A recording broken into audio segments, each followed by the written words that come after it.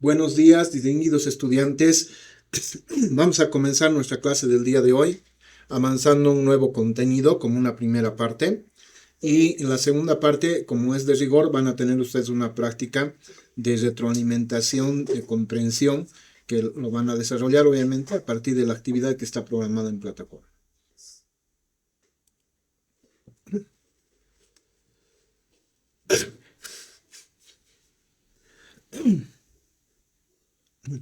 Bueno, vamos a comenzar sobre lo que significa precisamente los procesos de investigación científica, justamente establecidas a partir de lo que significan los tipos de investigación que vamos a desarrollarlo durante este tema. Entonces, introductoriamente, veamos que la investigación científica no es pues un proceso uniforme, ¿no? Es decir, tiene una variación en lo que significa la profundidad, por ejemplo, el control y el propósito. Es decir, dos investigaciones pueden abordar el mismo fenómeno tecnológico y producir conocimientos completamente distintos dependiendo de cómo se diseñaron. Uno estudia qué existe, otro cuándo ocurre, otro por qué sucede, y el punto de partida justamente no es el tema en cuestión, sino más bien la pregunta que se quiere responder. Entonces, existen niveles progresivos. Por ejemplo, ven ustedes en la diapositiva, dice explorar, describir, correlacionar, explicar, experimentar, desarrollar. Esta secuencia no es arbitraria, pues cada nivel supone que el anterior ya ha sido resuelto. Y no tiene sentido pues buscar causas de un fenómeno que aún no ha sido caracterizado con precisión, ni diseñar experimentos sobre relaciones que todavía no se han confirmado. Entonces, cada nivel se construye sobre los anteriores y responde a preguntas de diferente naturaleza, ¿no? La exploración, por ejemplo, pregunta ¿qué existe? La descripción pregunta ¿cómo es?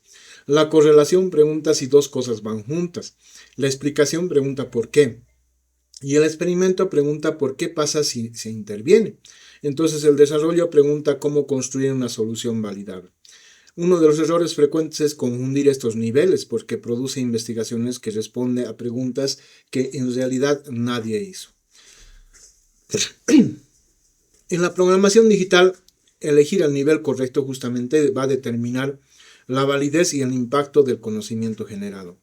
Un estudio que intentaría demostrar causalidad sin control experimental, por ejemplo, produciría conclusiones que en el campo justamente del desarrollo de la investigación no se van a tomar en realidad en serio.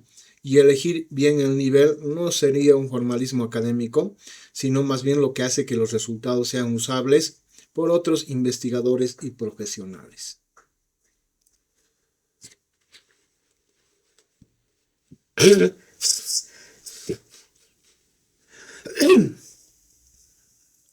Bueno, vamos a ver ahora el mapa de tipos de investigación que existe. Tenemos un primer nivel que es el nivel exploratorio. La pregunta clave en el nivel exploratorio es justamente preguntarse ¿qué es esto? ¿Existe el fenómeno? Es decir, este nivel se activa cuando el investigador no tiene suficiente información para formular hipótesis precisas. Su función es mapear el terreno desconocido antes de comprometerse con un diseño más estructurado. En el nivel 2 tenemos el nivel descriptivo. Pregunta cómo es, qué características tiene. Una vez confirmada la existencia del fenómeno, la descripción lo caracteriza con precisión, sus dimensiones, frecuencias, distribuciones y propiedades. No manipula ni busca causas, sino más bien observa quién mide y con qué rigor se realiza. El nivel 3 se denomina también el nivel correlacional. Se relaciona, es decir, la pregunta es, ¿se relacionan estas variables? ¿En qué medida? Aquí el investigador ya sabe qué existe y cómo es y se pregunta si dos o más características van juntas de manera sistemática. El resultado es un coeficiente que expresa la fuerza y la dirección de esa asociación, no una explicación de por qué ocurre.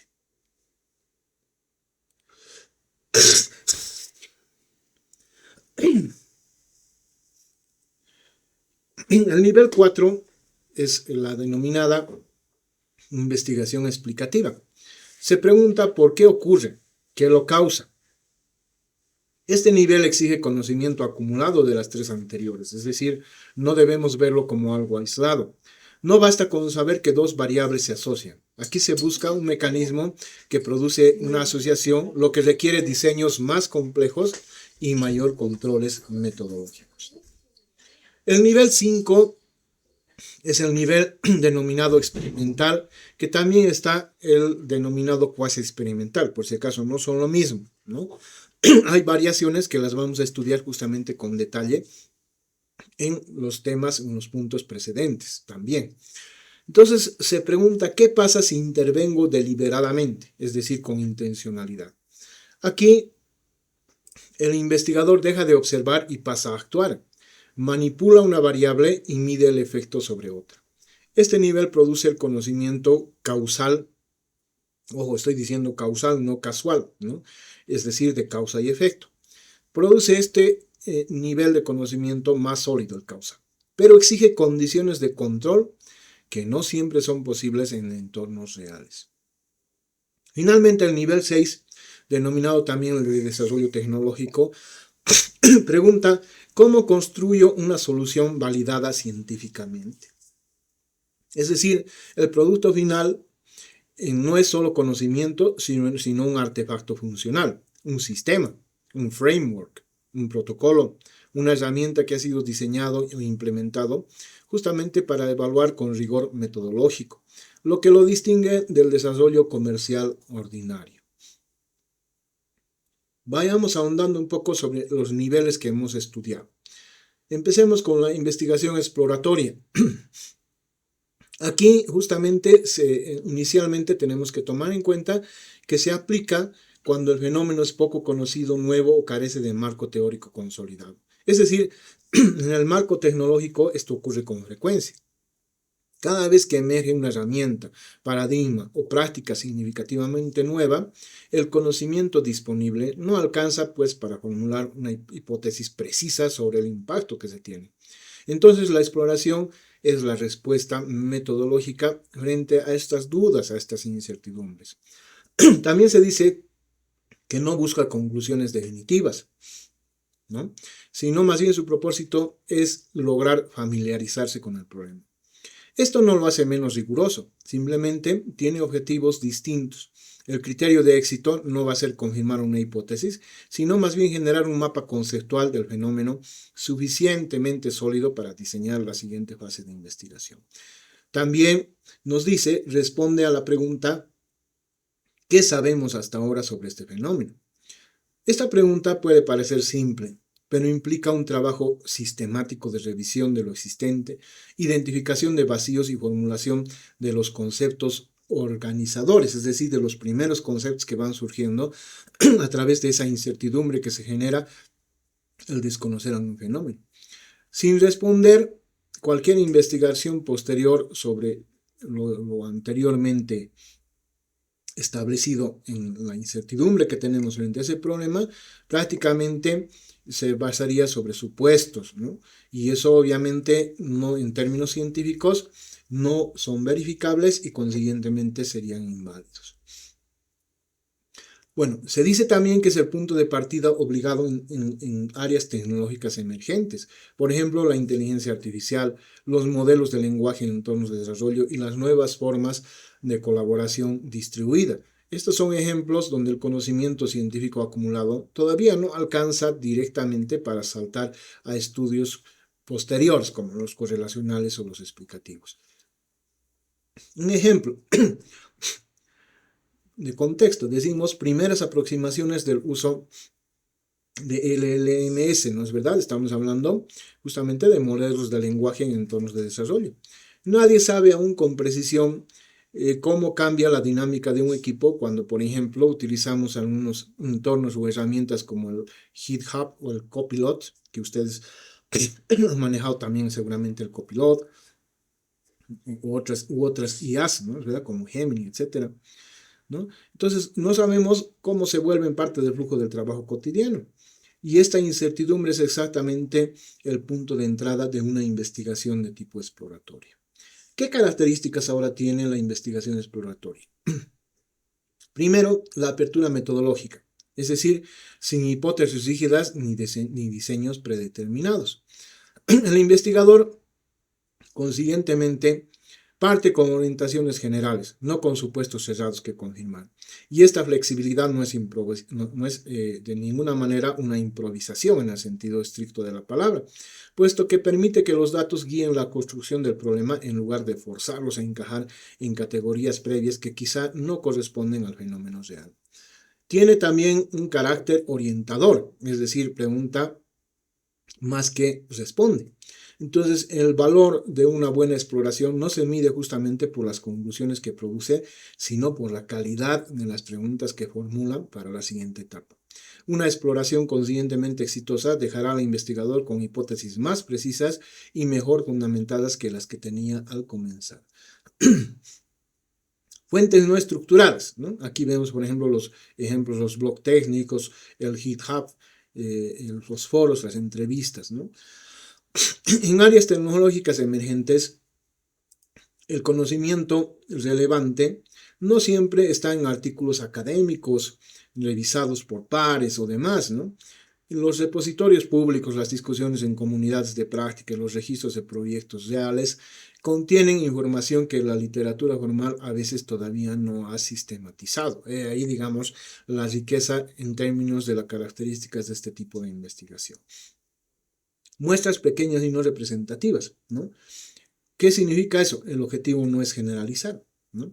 En esta etapa, en la exploratoria, estamos hablando de la exploratoria, lo que importa es la riqueza de la información, no su representatividad estadística. 10 entrevistas bien conducidas con desarrolladoras que usan IA generativa, por ejemplo, pueden producir más conocimiento útil para orientar la investigación que una encuesta superficial realizada a 100 personas. El producto final, otra característica. ¿Cuáles? Hipótesis preliminares, categorías temáticas, preguntas de investigación formalizadas. Estos productos son el insumo directo para diseñar una siguiente fase de investigación. Sin ellos, el paso a una investigación descriptiva o correlacional carece pues de una base conceptual sólida, y el investigador corre el riesgo de medir variables que no capturan lo que realmente importa en el fenómeno. Investigación exploratoria. Vamos a ver un ejemplo de programación. El problema, ¿cómo se plantearía? Un problema cualquiera para que más o menos ustedes vean cuál es la aplicación de las características y la descripción conceptual que hemos nosotros utilizado. Por ejemplo, el problema sería cómo afectan las herramientas de IA generativa. Hemos hablado del GitHub, del Copilot, del Tabnine, ¿no? A las dinámicas colaborativas de los equipos ágiles. Esa pregunta es deliberadamente abierta, porque el fenómeno es nuevo y no existe suficiente evidencia para acotar las variables relevantes de antemano. Esa apertura justamente que estamos mostrando aquí en esa pregunta es característica de un nivel exploratorio. Estrategia en esta misma investigación. Entrevistas abiertas a 10 desarrolladores, más análisis de hilos en justamente sitios como el Dev2 o el Reddit, ¿no? Entonces, en este caso, la combinación de fuentes primarias y secundarias no estructuradas va a permitir acceder tanto a experiencias individuales como a patrones emergentes de la comunidad técnica. 10 entrevistas son suficientes para esta etapa porque el objetivo es identificar categorías, no tanto estimar frecuencias de respuestas. Las variables exploradas. Por ejemplo, la percepción de cambio al code review que se dice, comunicación del equipo, confianza del desarrollador, en este caso puede ser un desarrollador junior. Entonces, estas no son variables operacionalizadas con indicadores precisos, son dimensiones temáticas que el investigador ha identificado como relevantes durante su exploración.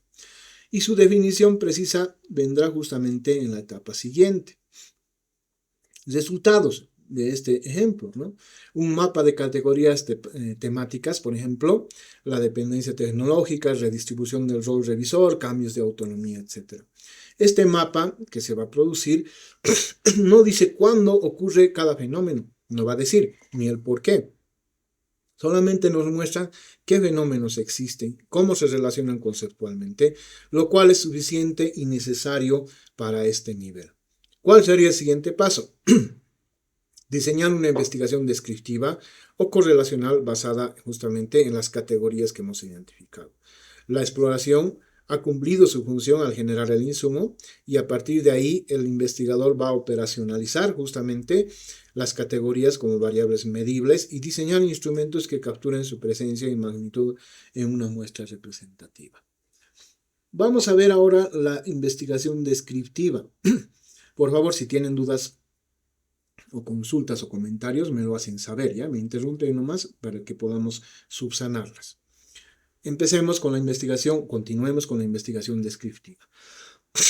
Bueno, el concepto, las bases elementales que definen su concepto. Primero, caracteriza con precisión un fenómeno ya identificado, ¿no? Es decir, sus dimensiones, frecuencias y propiedades.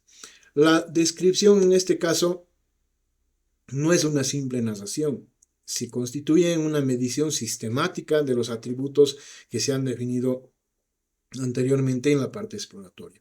Y cada dimensión, en este caso, debe estar operacionalizada antes de recolectar datos. De lo contrario, el instrumento puede medir cosas distintas en distintos participantes. Bueno, he mencionado la palabra operacionalización. Vamos a estudiarla con detalle posteriormente, pero ya me anticipo, la operacionalización justamente es buscar convertir en variables, indicadores y demás para que podamos medir algún tipo de elemento investigativo a efectos de poder conocer justamente esas características como las dimensiones, propiedades y frecuencias. Entonces eso lo vamos a ver después, pero ya, por favor, la parte conceptual necesitan interiorizarla, ¿no? También responde a la pregunta, ¿cómo es el fenómeno en realidad? Bueno, cuando nos preguntamos de esta manera puede parecer una pregunta bastante trivial, ¿no? Pero en realidad produce conocimiento de alto valor práctico. Saber, por ejemplo, exactamente cuál es el perfil de competencias de los egresados, qué prácticas, por ejemplo, en los sistemas adoptan los equipos o cuál es la densidad de defectos típica en proyectos de un sector, permite pues tomar decisiones fundamentadas basadas en evidencia, que es lo que interesa en la investigación científica. Esta investigación no manipula variables ni establece causalidad. Es decir, el investigador observa el fenómeno tal cual ocurre, sin intervenir. Esto no es una limitación de diseño, ¿no? Porque algunas personas podrían, y de hecho lo hacen, ¿no? Menospreciar y decir, bueno, yo lo que necesito es justamente una intervención.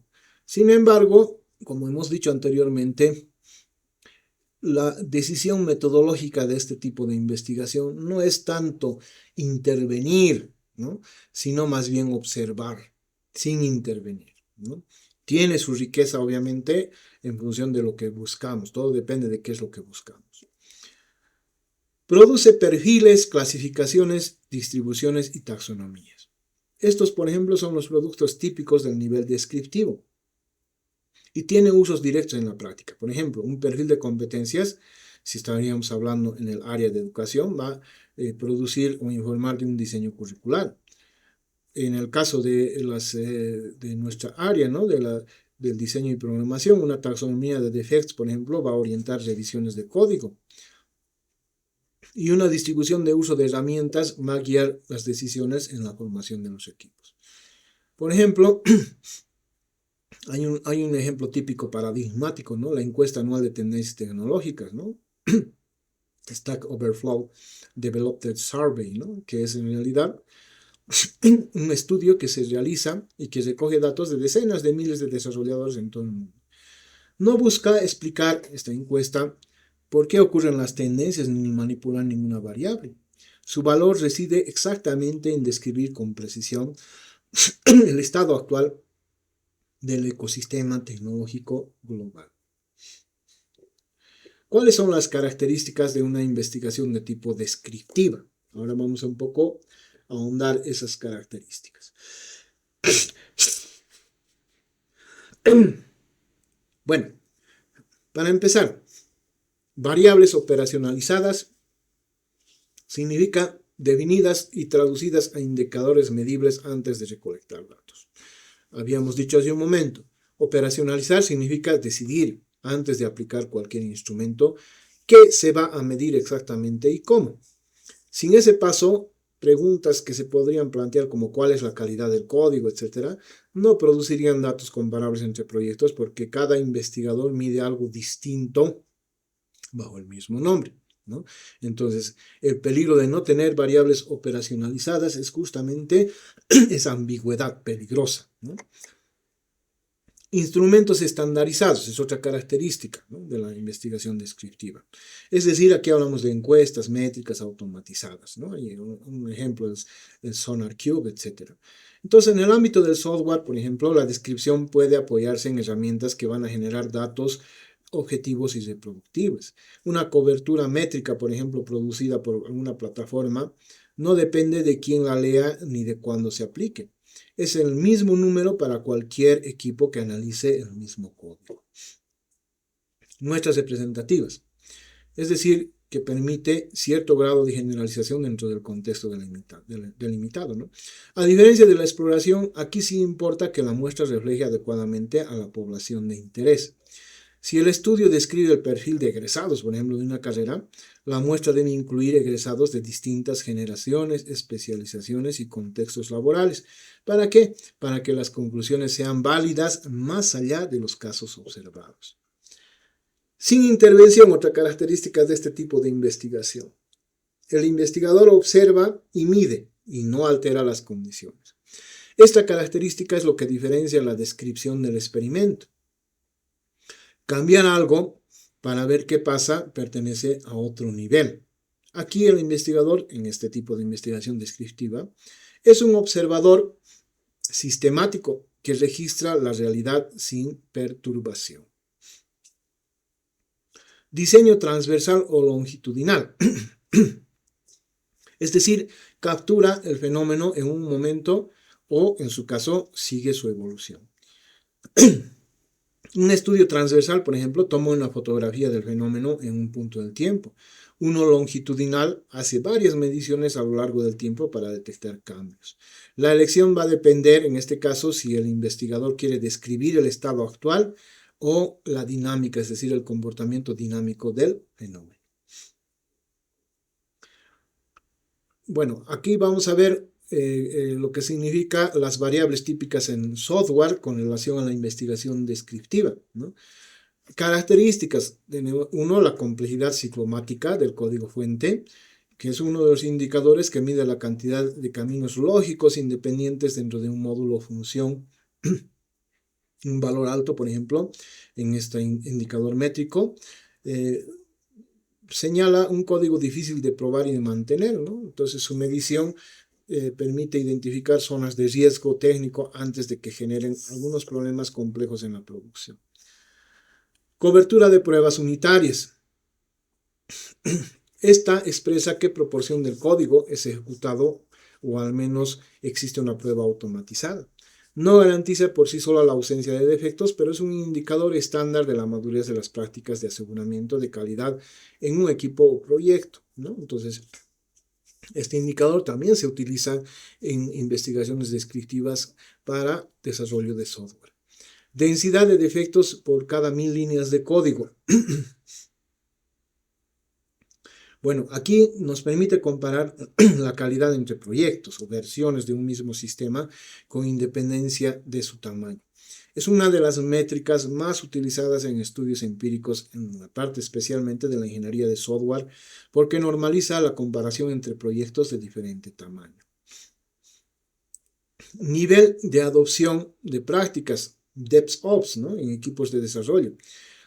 Bueno, hablamos de los DevOps porque son obviamente prácticas estandarizadas y requiere obviamente una operacionalización cuidadosa, porque este sistema, este conjunto de prácticas, abarca pues dimensiones culturales, técnicas y organizacionales.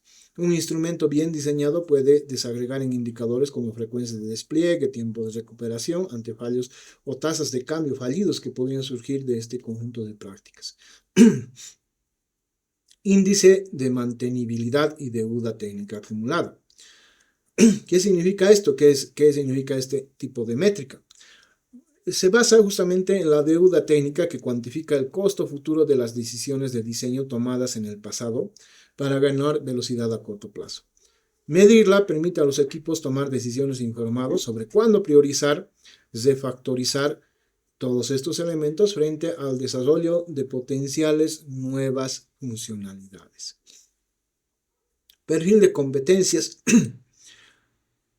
técnicas de desarrolladores. Aquí hablamos de los lenguajes, de los frameworks, de las herramientas.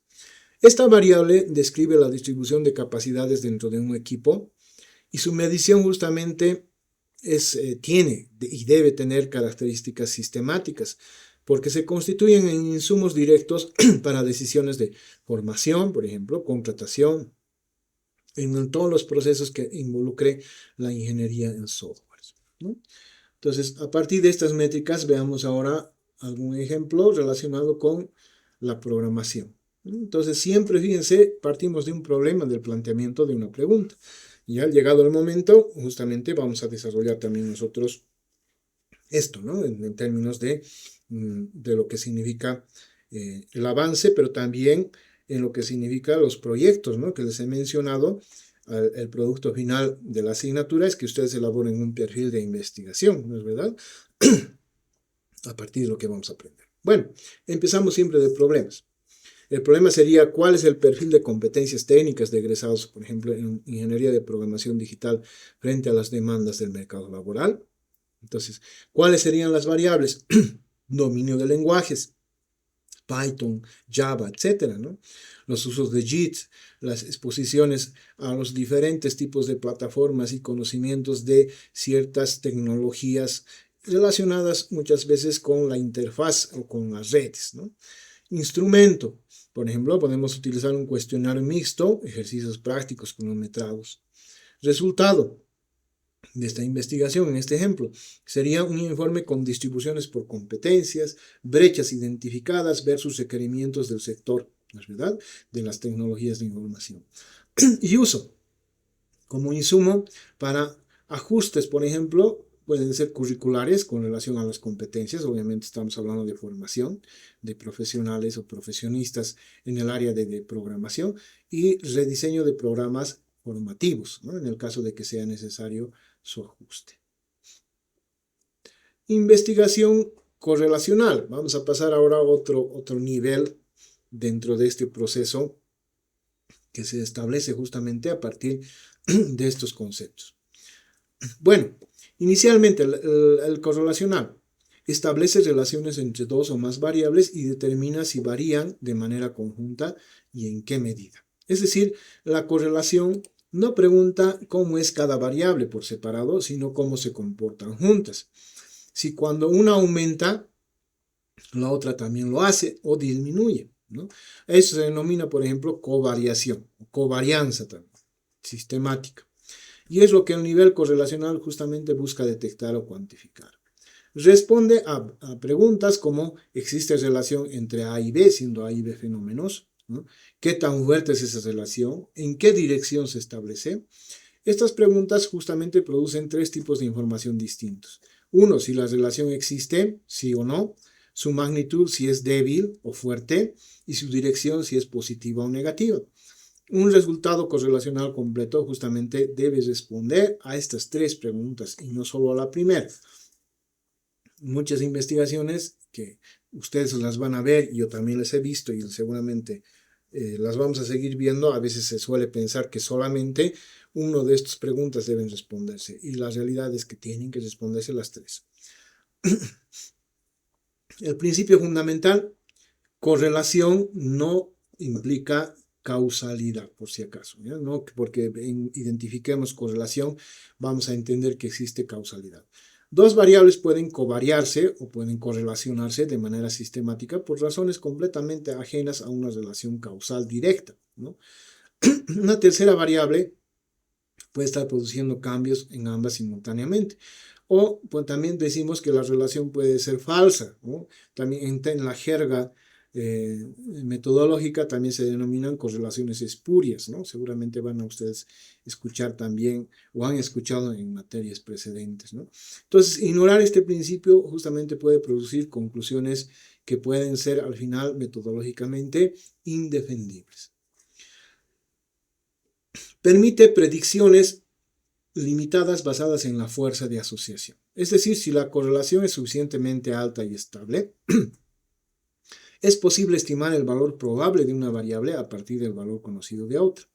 Y estas predicciones tienen utilidad práctica, pero deben presentarse con los intervalos de confianza correspondientes y sin atribuirles un significado causal.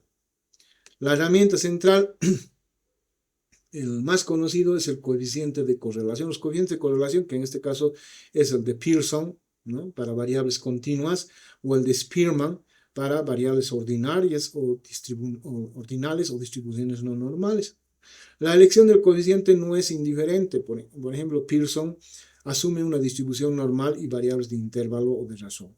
Cuando estos supuestos no se cumplen, Spearman es la alternativa robusta, ¿no?, la alternativa elegida. Aplicar Pearson donde corresponde a Spearman puede producir coeficientes distorsionados y consiguientemente resultados falseables, ¿no? Bueno, en alguna materia de estadística que se han llevado o van a llevar, tal vez van a ver esto.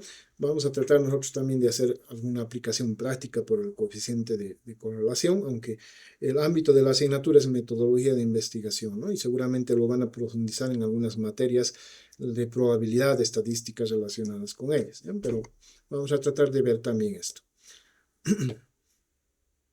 Investigación, la correlacional, vamos a ver ahora sus características. ¿Qué características tiene? Primero, en una correlación positiva existe un incremento directamente proporcional entre A y B. Eso significa que al aumentar A y B, B también tiende a aumentar, ¿no? La correlación negativa, al aumentar A, B disminuye, ¿no? Es decir, por ejemplo, en este caso, una asociación, en este caso, va a ser inversamente proporcional. Magnitud, varía de 0 a más menos 1, ¿no? Es decir, un coeficiente cercano a 0 indica que las variables varían de manera independiente, no están relacionadas. Valores cercanos a más menos 1 o iguales señalan pues una asociación muy fuerte, y en la práctica nos dice que correlaciones por encima de 0.5 en valor absoluto ya se pueden considerar relevantes en investigaciones sobre comportamientos. Por ejemplo, si estaríamos haciendo una investigación en software sobre las variables que implica justamente ese estudio de los softwares, ¿no? Su diseño es no experimental, es decir, hay observación sin manipulación de variables. Al igual que en la descripción, en este caso el investigador correlacional observa lo que ocurre naturalmente, sin intervenir. La diferencia es que aquí el análisis busca relacionar las variables y no solo caracterizar cada uno por separado. La ausencia de manipulación es también lo que impide concluir, en este caso, causalidad, ¿ya? No se olviden, la palabra causalidad es tan simple en términos del uso de la palabra, pero tan compleja, tiene tantas connotaciones. Extensión multivariada. Aquí hablamos de matrices de correlación, regresiones múltiples, análisis de componentes principales, ¿no? Es decir, cuando el fenómeno involucra muchas variables simultáneamente, el análisis correlacional se amplía con técnicas que permiten o van a permitir explorar la estructura de relaciones entre todas ellas a la vez. Y estas herramientas son especialmente útiles justamente para identificar qué variables están redundando y cuáles aportan información independiente y relevante. Hay también una característica en este tipo de investigación: pueden existir variables de confusión, es decir, terceras variables que pueden distorsionar la relación observada. Si se encuentra una correlación, por ejemplo, entre el uso de determinada metodología ágil y la baja densidad de defectos, por ejemplo, la experiencia promedio del equipo puede ser que la variable que explica ambas cosas no necesariamente controla las variables de confusión, que puede llevar a atribuir importancia a relaciones que en realidad son más que todo efecto de las pruebas o de los estadígrafos utilizados, es decir, lo que comúnmente en la jerga estadística se denomina los artefactos estadísticos, ¿no? Entonces, eso puede generar también las denominadas variables de confusión. Bueno, veamos con relación al software, una investigación correlacional, ¿no? Sus posibles hipótesis. Bueno, definición de hipótesis, ya hablamos en anterior clase. La hipótesis es una suposición anticipada, ¿no? Una suposición pero fundamentada y argumentada, pero anticipada a algún problema científico, ¿verdad? Entonces, en el caso de la investigación correlacional, podrían plantearse hipótesis como la hipótesis 1, correlación negativa entre cobertura de pruebas unitarias y densidad de efectos de producción, ¿no? Eso es un ejemplo de un tipo de hipótesis en software relacionadas con la investigación correlacional. Una investigación 2, por ejemplo, correlación positiva entre frecuencia de commits en este caso en flujos de entrada y de salida y velocidad de detección de defectos. La hipótesis 3, una correlación positiva entre índices de deuda técnica y tiempo de resolución de incidencia de producción, por ejemplo, en la cual, en este caso en particular, estaríamos hablando justamente o planteando en proyectos con proyectos que con mayor deuda técnica, por ejemplo, pueden acumular o tardar más en resolver problemas cuando ocurren, porque el código es más difícil de entender y modificar con seguridad, ¿no? Entonces, este índice de deuda, por ejemplo, en este tipo de hipótesis, usualmente se calcula utilizando algunas herramientas como SonarQube, ¿no? Es verdad que, bueno, seguramente lo van a ver en alguna materia cuando empiecen a realizar métricas específicas de lo que significa la parte de la deuda técnica, ¿no? Pero está relacionado, ahora ya saben, con las investigaciones correlacionales. Entonces, cada hipótesis requiere justamente operacionalización específica de las variables antes del análisis. Una hipótesis correlacional que no especifica cómo se medirá cada variable no es verificable. Decir que se estudiará, por ejemplo, la relación entre calidad de código y satisfacción del cliente sin definir indicadores para cada término puede producir un estudio que no pueda poder replicarse ni compararse con otros. Ejemplo de los tipos de investigaciones correlacionales. Por ejemplo, describamos más que todo el ejemplo, ¿no? Una muestra con 120 proyectos de software ágil en empresas tecnológicas, es decir, programado para 18 meses de datos. El análisis sería matriz de correlaciones de Spearman, distribución, es decir, a partir de una distribución simétrica de las métricas. Podríamos tener como un resultado posible un coeficiente R, ¿no? De igual a menos 0,54, con una probabilidad menor a 0,01, ¿no? Bueno, lo que estoy ahorita describiendo es el resultado ya de una prueba estadística cuando se ha sometido a su inferencia estadística, y esta probabilidad nos dice, por ejemplo, que ha sido un resultado significativo, ¿no es verdad? Entonces, entre cobertura de pruebas y defectos de producción estaríamos encontrando que existe prácticamente una independencia, ¿no es verdad?, en términos de lo que significa este proceso. Entonces, la interpretación sería: mayor cobertura se asocia con menos defectos, pero no se puede afirmar causalidad. Limitaciones: experiencia del equipo, la complejidad del dominio, las prácticas de gestión pueden actuar como posibles variables de confusión. Es decir, un equipo experimentado puede tener simultáneamente alta cobertura y pocos defectos. No porque una causa la otra, sino porque la experiencia produce ambas, ¿no? Entonces, reconocer estas variables de confusión es parte del rigor del reporte científico y no necesariamente una debilidad del estudio, ¿no?, que hay que diferenciar, ¿no?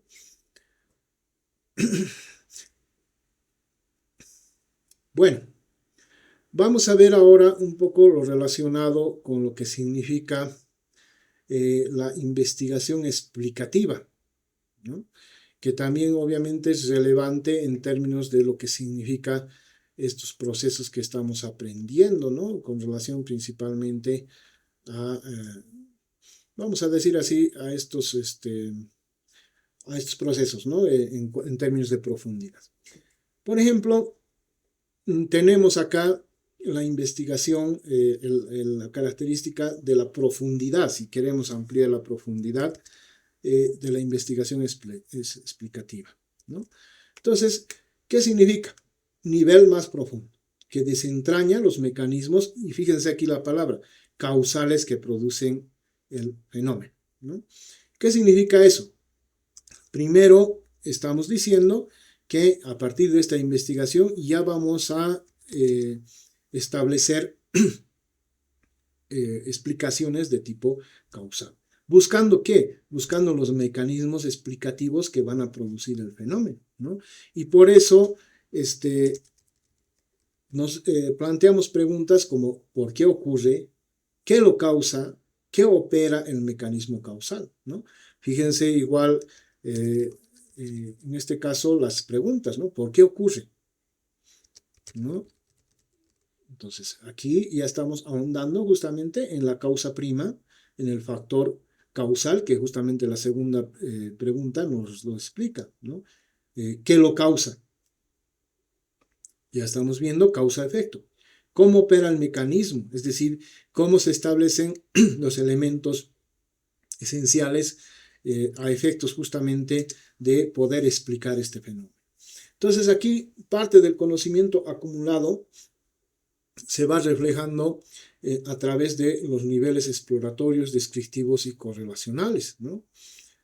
Entonces, justamente también nos dice esta investigación que no empieza de cero, ¿no es verdad? Es decir, tomamos en cuenta justamente los niveles previos desarrollados anteriormente, me refiero al exploratorio, con las características que hemos visto, el descriptivo y el correlacional, ¿no?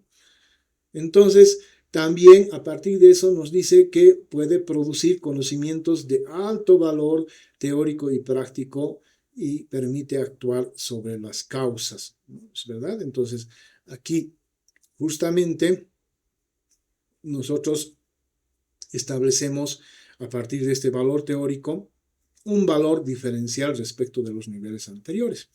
Saber, por ejemplo, que la deuda técnica, volviendo a ese ejemplo, se asocia con tiempos largos de solución, permite pues anticipar el problema, saber que la deuda técnica causa tiempos largos porque degrada, por ejemplo, la legibilidad del código, etc., va a permitir intervenir directamente sobre el mecanismo. Bueno, sustenta desarrollos, modelos como el CMMI, principios SOLID y bases de desarrollo guiado por pruebas TDD.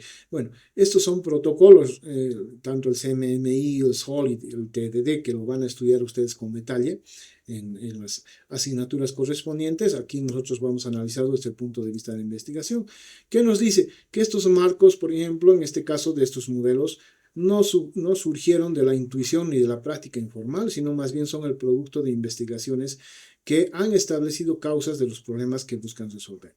Por ejemplo, el CMMI explica por qué los procesos maduros producen softwares más confiables. El TDD explica por qué escribir pruebas antes reduce defectos, ¿no? Sin investigación explicativa, estos modelos no tendrían pues ningún fundamento científico. Investigación, características de la investigación explicativa. Primero, sus hipótesis causales. Es decir, especifican causa, efecto y dirección con precisión. Una hipótesis explicativa no simplemente indica que A y B se relacionan. Dice que A más bien dicho, produce B. ¿Y en qué dirección y bajo qué condiciones? Esta precisión en este tipo de hipótesis para la investigación explicativa es lo que permite diseñar un estudio que lo confirma o lo refute. Y es obviamente también lo que hace que el resultado sea útil para quienes quieran aplicarlo posteriormente. Preferencia experimental es otra característica de la investigación explicativa. Es decir, aquí hablamos de diseños con manipulación, grupos de control y aleatorización. El experimento es el diseño que mejor permite aislar los efectos de la variable causal porque neutraliza los factores que podrían confundir el resultado. Sin grupos de control y aleatorización, sería difícil afirmar que el efecto observado se debe a la causa propuesta y no a otros factores simultáneos. Control de variables extrañas, otra característica, ¿no? Acá, en el contexto, por ejemplo, del desarrollo de software, estos factores que estamos aquí en la diapositiva mencionando, por ejemplo, la experiencia del equipo, la complejidad del dominio, la deuda técnica, pueden producir diferencias en los resultados completamente independientes de la variable que el investigador ha manipulado. No controlar estos factores equivale a dejar, y hay una palabra que también se van a acordar ustedes que vamos a manejar, ¿ya? Que está relacionada con el área de la investigación científica, ¿no? Que es la contaminación, ¿no? No controlar estos factores equivale a dejar contaminado el experimento desde el diseño. Contaminado significa que prácticamente su resultado final va a ser pues cuestionable por el tema de que no se ha cumplido los protocolos a efectos de poder garantizar su confiabilidad, ¿ya? Entonces, sinónimo de contaminado es no confiable, ¿no? El enfoque mixto, otra característica, se utilizan métodos cuantitativos y también cualitativos, ¿no? Los datos cuantitativos, por ejemplo, nos van a permitir confirmar o refutar las hipótesis causales y los cualitativos explicar los mecanismos. Un experimento que muestra, por ejemplo, las TDDs, que hemos hablado hace rato, esos protocolos, reducirá defectos porque produce un dato valioso.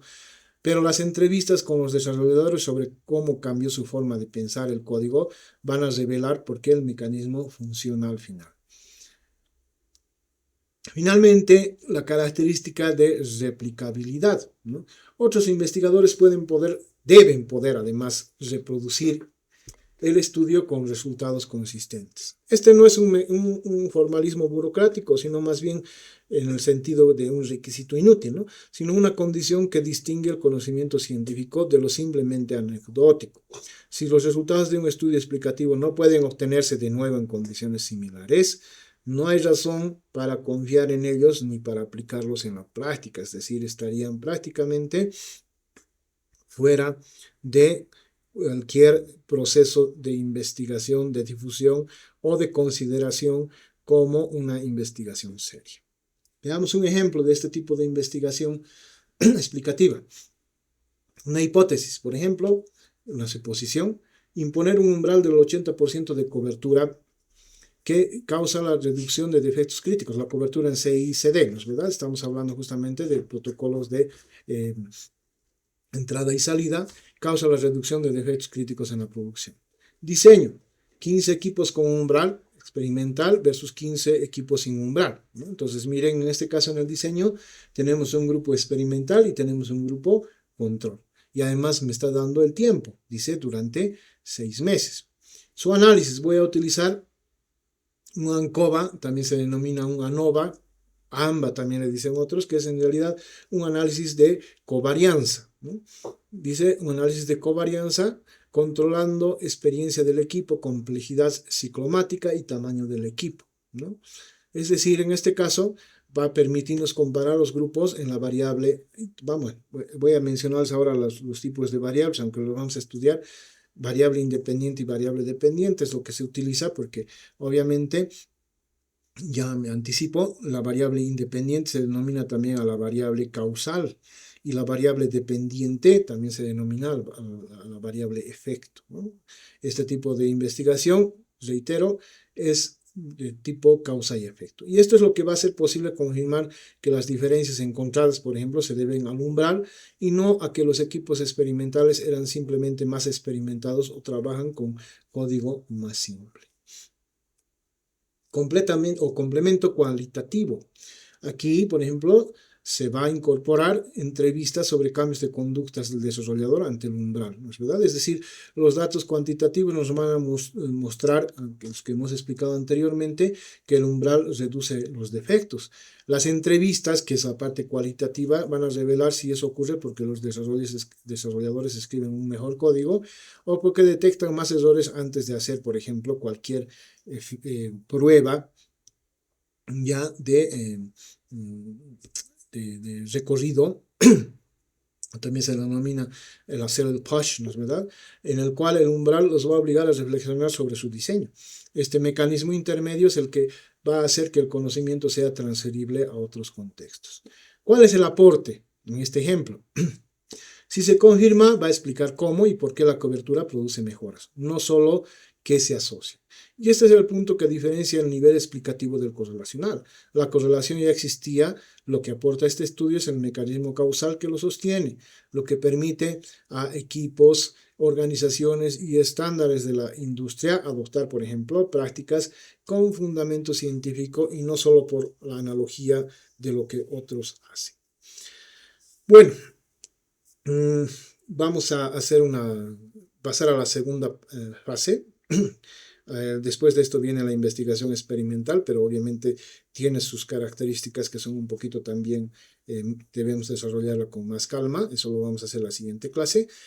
Sin embargo, por favor, a efectos de